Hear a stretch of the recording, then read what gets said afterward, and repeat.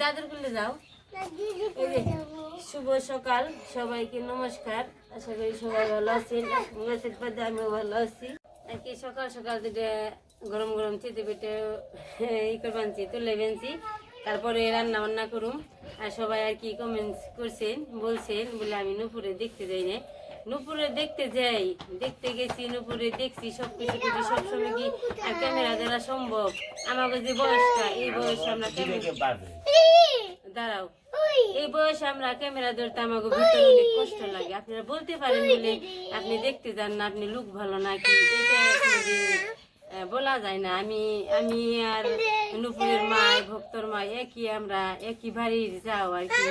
নুপুরের দিকে আমাকে যতটুকু লাগে ততটুকু আমরা আর কি বুঝি, সবাই বুঝে না। আজকে আমার সুমিত্রা যেরকম নুপুর হয়ে আমার পেটে না থাক, তারপর আমরা ছোটবেলায় গনি ওরে কি পাতিল গুলে গনি মানুষ করছি না, আমার কিছুটা খারাপ লাগে। কিন্তু খারাপ লাগে সবসময় তো আর আমরা যে এই যে আমরা শুধু খালি ক্যামেরা ধরা, আমরা ক্যামেরা ধরি নেই। আমরা এই আগের ধরেন, আমরা আগের যুগের মানুষই আর কি, বয়সটা তিমুনও না তিমুনও আবার খারাপও না। আমরা যে খালি যে এই খালি ক্যামেরা ধরুন, ওইটা আমাকে এত ভালো লাগে না, আমার খুব কষ্ট লাগে। তো এই কেসি দেখবার যাম নাকি, ওইটা কি আপনি বইলে দিতে হইব? আমাকে নুপুরে নিগের পুরাণ পড়ি না, আমাকে সে আপনাকে কি বেশি পুরাণ পড়ে, ওইটা কোনোদিন বলবেন না, ওইটা কোনোদিন কমেন্ট করবেন না। আমরা আছি নুপুরের কাকি।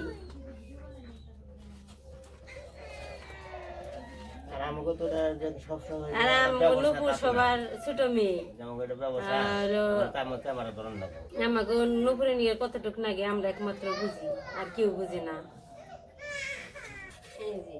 গরম গরম সকালবেলায় পিঠে আমাকে ক্যামেরা ধরতে একটু খারাপ লাগে, কেন যে আমাকে তো যাই এই নুপুরের যে অবস্থাটা, এই অবস্থায় এই নুপুরের যে অবস্থা, এই অবস্থাটা আমাকে দেখতে যে কেমন লাগবো, এটা আমরা ঠিক কয়ে বুঝাইতে পারবো না আপনি গো, যে আমাকে কেমন লাগবো যে বেশটা নুপুর পড়ছে, ওইটা যে আমরা ক্যামেরা ধরুম, আমাকে খুব কষ্ট লাগবে।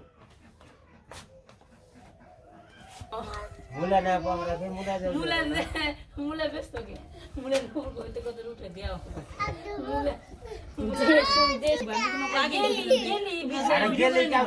মানুষ বাস্তব করে না, মানুষ করবো এটাই।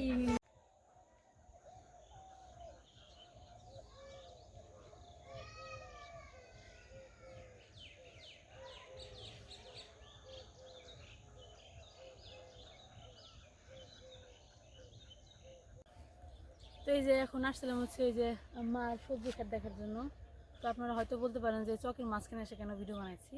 তো হঠাৎ করে আমার ভাই এসে বললো যে আমার মার চ্যানেলে একটা কমেন্টস আসছে। আপনারা অনেকে অনেক ধরনের কমেন্টস করেন, কিন্তু কমেন্টস করার সময় আপনাদের বিবেকটা একটু রেখে কমেন্টসটা করা উচিত, এটা আমার মনে হয় আপনাদের বলা উচিত। আমি কখনো কারো কমেন্টসের উত্তর দিই না ভিডিওতে, কখনোই দিই না। আর আপনারা যারা আমার মার ভিডিও দেখেন তারা হয়তো আমার চ্যানেল সম্পর্কে কোনো কিছু জানেন না, এর জন্য আমার মার চ্যানেলে এসে আমার সম্বন্ধে কোনো রকমের কমেন্টস করে আপনাদের একদম উচিত না। কিন্তু এটা আপনারা আসলে কখনো চিন্তা করেন না, যারা কমেন্টস করে এরা কখনো আসলে চিন্তা করে না যে কি লেখা উচিত আর কি লেখা উচিত না। তো আপনারা অনেকেই কমেন্টস করে বলছেন আমার নামে আমার নাকি খারাপ লাগে নাই, নুপুরের হাজবেন্ড মারা গেছে তার জন্য আমি দেখতে যাই নাই, মানে অনেক কিছু অনেক ধরনের কমেন্টস আপনারা করছেন, মানে আমি খুব খুশিতে আছি।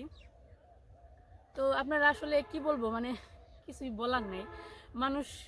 মানুষের কি বুদ্ধি বলতে কিছু আছে, এটা আমার আসলে এখন মনে হয় না। কারণ আমরা তো অত বেশি প্রফেশনাল না যে আমাদের ক্যামেরার সামনে এসে আমাদের বাস্তব জীবন আপনাদের সাথে শেয়ার করতে হবে। আমি কিন্তু কখনোই আমার বাস্তব জীবনের কোনো কিছুই আমার চ্যানেলে শেয়ার করি না। আপনারা হয়তো আমার চ্যানেলে ভিডিও দেখেন না, এর জন্য আপনারা আমার সম্বন্ধে এরকম একটা কমেন্টস করতে পারতেছেন।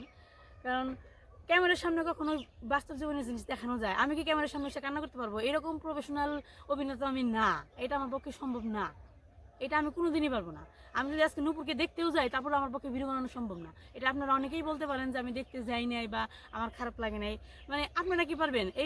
এই উত্তরটা আপনারা কমেন্ট সেকশনে দিবেন যে আপনার ফ্যামিলির কেউ মারা গেলে আপনি কি ক্যামেরা অন করে কান্না করতে পারবেন? মানুষের সামনে দুঃখ প্রকাশ করতে পারবেন?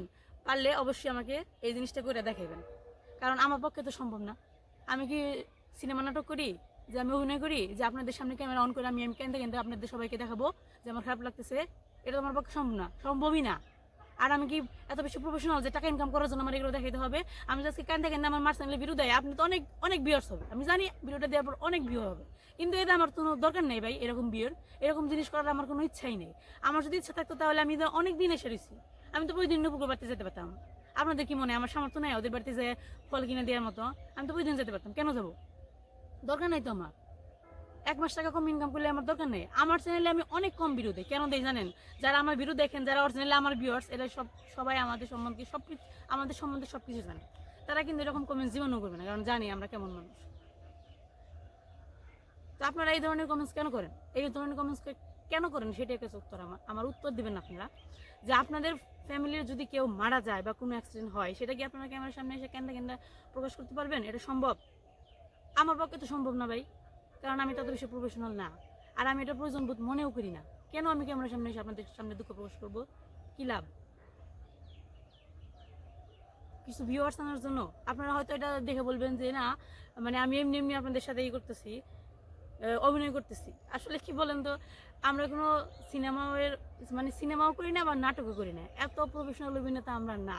ক্যামেরা অন করে কান্না আমাদের আসে না, আর ক্যামেরা অন করার পর আমাদের এত কিছু আসলে দেখাতে ইচ্ছাও করে না। একটা কথা মনে রাখবেন, ক্যামেরার সামনে কেউ বাস্তব জিনিস দেখায় না, এটা মনে রাখবেন। ক্যামেরা মানে অভিনয়, অভিনয় মানেই মিথ্যা জিনিস। ক্যামেরার সামনে বাস্তব জিনিস দেখানোর মতো ক্ষমতা সবার থাকে না, এটা মনে রাখবেন। এটা মনে রেখে কমেন্টস করবেন, ঠিক আছে? এটুকুই বলার ছিল, আর কিছু না। একটা নায়ক নায়িকার কথা যদি বলি, তারা যে সিনেমা নাটক করে, তারা কি তাদের বাস্তব জীবনের জিনিস আপনাদের সাথে শেয়ার করে? অবশ্যই করে না। আপনারা কি তাদের পার্সোনাল লাইফে কি হচ্ছে না হচ্ছে এগুলো কি দেখতে পান? আপনারা ঠিক ওইটুকুই দেখতে পান যারা যতটুকু ওনারা সিনেমা নাটক করে ওইটুকুই দেখতে পান। পার্সোনাল জীবনের কিছু দেখায়? পার্সোনাল মানুষের জীবনের কোনো কিছুই ক্যামেরার সামনে আনা যায় না। যারা আনতে পারে তাদের ক্ষমতা অনেক বেশি, এটা বলতে হবে। কারণ এত বেশি প্রফেশনাল কাজ করার ক্ষমতা সবার থাকে না, আমাদের তো থাকেই না, অন্ততপক্ষে আমি তো নাই। আপনারা যারা আমার ভিডিও দেখেন তারা হয়তো বা দেখেন যে আমার চ্যানেলের ভিডিও কিন্তু অনেক দিন পর পর যায়, মাঝে মাঝে গ্যাপ দিই, 1 সপ্তাহ 2 সপ্তাহ পর পর যায়। কেন যায়? কারণ আমাদের ফ্যামিলিতে অনেক ধরনের অনেক সমস্যা হয়।